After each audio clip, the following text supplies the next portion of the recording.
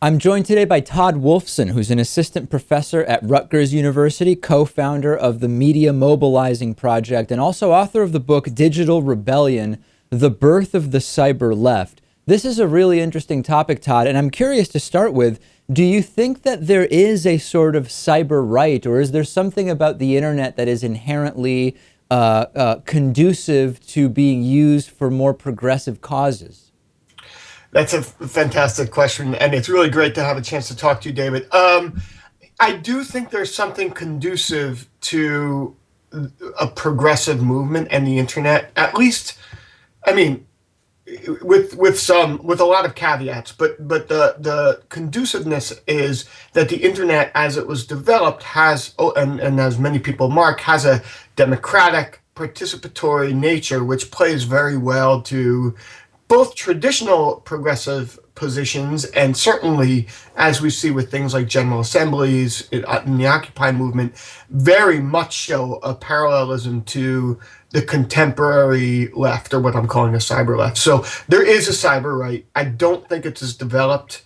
I think this emerges out of a particular logic, which is much more conducive to a certain form of left-based organizing. And sometimes we see that come through in particular campaigns. I mean, I remember during the 2008 presidential campaign, John McCain's campaign's use of the internet was just a disaster. And as someone who was kind of engaged with both campaigns as a journalist to see how they each used the tools the internet provided, there was just no comparison at all to the way that President Obama was using it. What's your thought, though, about the kind of anti-net neutrality movement? Because when we step back, the internet to me seems inherently kind of like, as you said, a democratic and even sort of libertarian space, so to speak.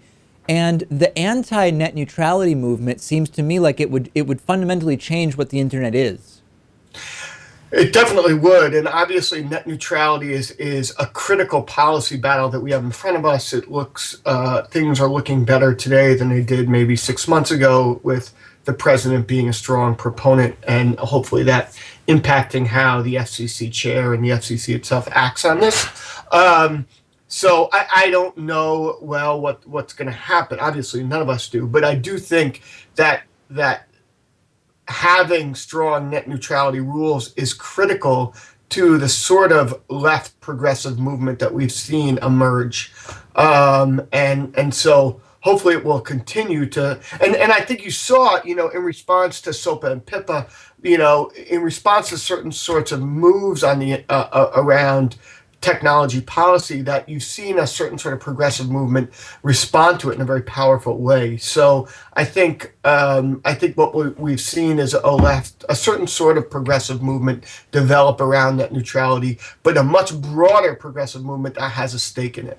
You talk in your book about what you describe as getting sort of lost in cyberspace. And this is something that I've considered a little bit when we talk about groups like Anonymous and their activism, or even a lot of what goes on under the Gamergate hashtag online, which is that sometimes online activism, if it exists only online, can get kind of disconnected from the real world, so to speak, and the way in which people interact offline. Talk about that a little bit. How have you observed that? Yeah, I mean, this comes out of my research on the indie media movement, which, developed in the late 90s, 99, and was really strong in the mid 2000s. And what I saw in that movement was a desire, and I would say this is based on the class position of those who were primarily in the lead of indie media, at least in the US, which I mean to say they were largely middle class, white, college educated. They had technological proficiency, amongst other things. Maybe they had journalistic backgrounds, maybe they had organizing and activist backgrounds, but they tended to see technology as the solution. So instead of taking technology and embedding it in local struggles, they really worked hard to create really important technological tools. So the indie media websites of 1999 through the early 2000s, I would argue, prefigure Facebook, prefigure Twitter, prefigure the blogging movement. And in fact, one of the programmers that was involved in indie media was one of the programmers involved in the early stages of Twitter.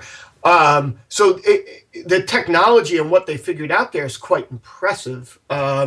But I would argue it comes at the expense of being embedded in strong local communities. The best independent media centers that developed in that movement were ones that were embedded in the community, and those were few and far between. And I think that's a broader emergent logic of contemporary activism. It's a problem, right? And so one that we need to struggle against, and one that we need to find corrective measures for. Do you think that there are some venues, and maybe the internet is one of them, that simply doesn't lend itself as well to conservative ideology? And I'll give you a couple of examples. Sure. In the midst of the success of The Daily Show, and I think maybe it predated the Colbert Report, but maybe around the same time, Fox News wanted to do a conservative half-hour satirical news show, and they called it the Half-Hour News Hour. And it was a disaster. I mean, it was just a complete disaster. And that started making people think maybe there's something about this type of satire that just doesn't work with conservative ideology. Is internet activism something that you would consider similar to that? In other words, is there something about the internet and conservative ideology that will not work together, or has the right simply not figured it out yet? I would say I would say there's no absolutes here. I think that the internet is more conducive to a broadly understood progressive politic. But I do think that the right, as the internet changes, as it becomes more corporatized, as the spaces become, as we go back to the net neutrality ruling, as these spaces become more dominated by certain interests, I do think you're going to see development of very strong right trajectory-based movements through the internet. But I think what you're arguing is very, very interesting. Yes, something like The Daily Show is something that plays very well to progressive politic, and that on the converse, something like AM talk radio tends to play more strongly to a conservative politic, and I think that there's a logic and set of practices, problems, and communities of interest that these movements or these programs speak to that make them more conducive to a certain political vision. I'll remind the audience, the book is Digital Rebellion, The Birth of the Cyber Left. We're speaking with the author, Todd Wolfson. One of the last things I want to talk about with you, Todd, and this is kind of a big thing, is you talk in the book about horizontalism and this idea that often these progressive online movements, and sometimes, even Occupy, which was not an online movement, have a lack of a specific leader. Now, some tout that lack of a specific leader as a good thing. It's democratic. It doesn't allow individuals to sabotage or hold hostage the mission for their own personal gain. But at the same time, it has led to some problems as well, where anybody can sort of wrap themselves with the hashtag or the name of the movement and distract or distort what the message is, and it can often lead to lack of clarity. How can we suss out whether the fact that the internet provides a platform for leaderless movements, is that a positive or negative thing net?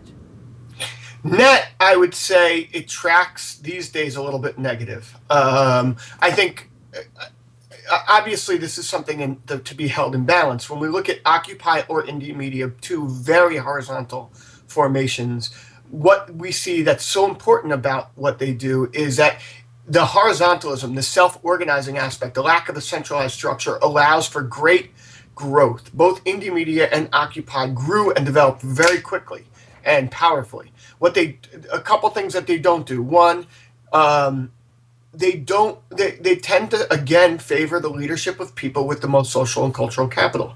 So when you think about Indie Media or even Occupy, what you don't see is people who have who are the most oppressed, people of color, poor people, immigrants. It's very difficult for them to take the same sort of leadership that white college-educated males generally tend to be able to take, because the invisible structures of power that exist in these sorts of formations tend to dominate, and those favor people who have more social and cultural capital.